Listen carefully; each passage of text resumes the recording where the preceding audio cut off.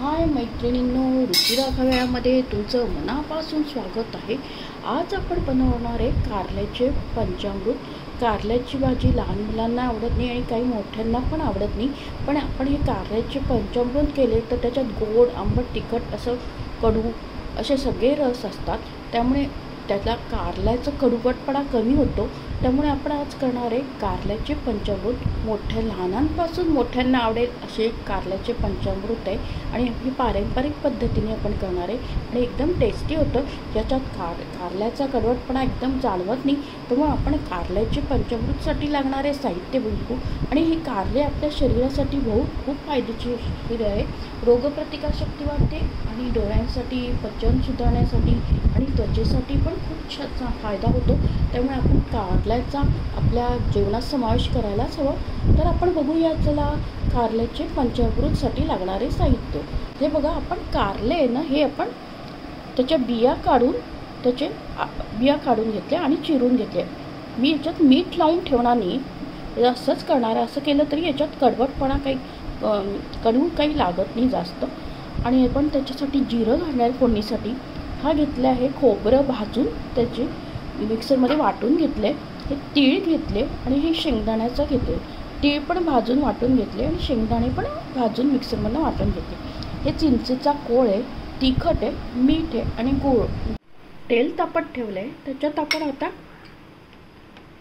जिरं टाकूया। पण जिरं तळलं आपलं, आता आपण कारले हे चिरून घेतले ते टाकूया।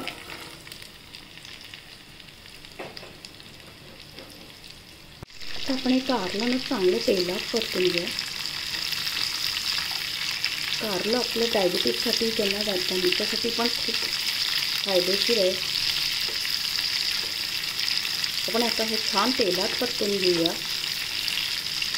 आता आपण याला चांगले तेलात परतून घेतले। आपण याच्यात त्याचा तिखट टाकूया।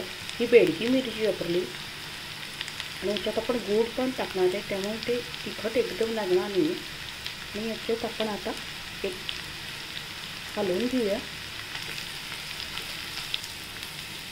गॅस स्लोवर ठेवायचा। खोबरे घेतले भाजून ते टाकूया। तिळाचा कूट घेतलाय तो टाकूया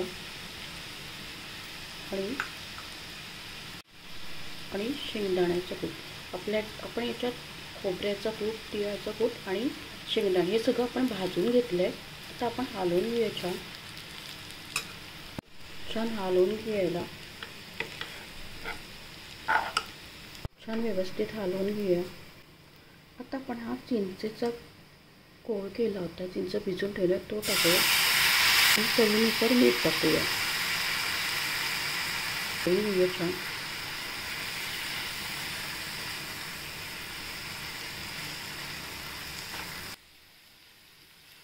छान व्यवस्थित हलवून घेऊया।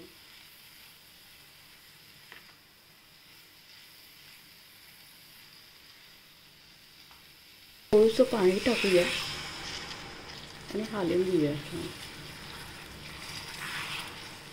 गूळ घेतलाय, गूळ टाकूया, हलवून घेऊया सगळं व्यवस्थित।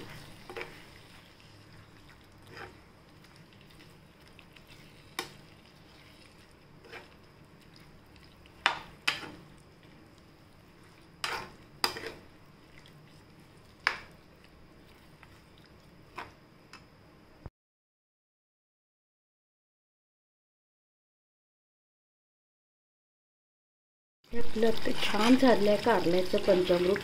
आणि एकदम आपण कारलं मिठामध्ये न टाकता केलं आहे, पण ते बिलकुल कडू लागत नाही आणि जे नाही खात त्यांना कळणार पण नाही की आपण हे कारल्याचं केली पंचामृत। एकदम टेस्टी होतं। आणि आता आपलं हे झालं आहे बघा, एकदम छान झालं आहे।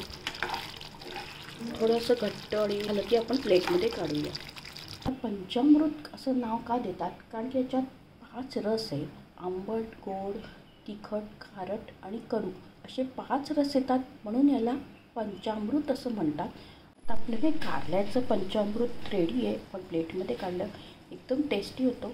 आणि हे आपण पारंपरिक पद्धतीने केलं आहे। याच्यात आपण कारले मिठाच्या पाण्यात न टाकता केले, कारण की मिठाच्या पाण्यात टाकून केलं त्याचं सगळं सत्व जातं.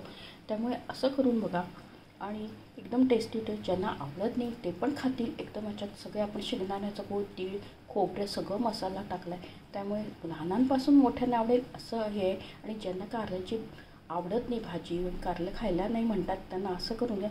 नक्कीच लहान मुलं आणि मोठे पण खातील.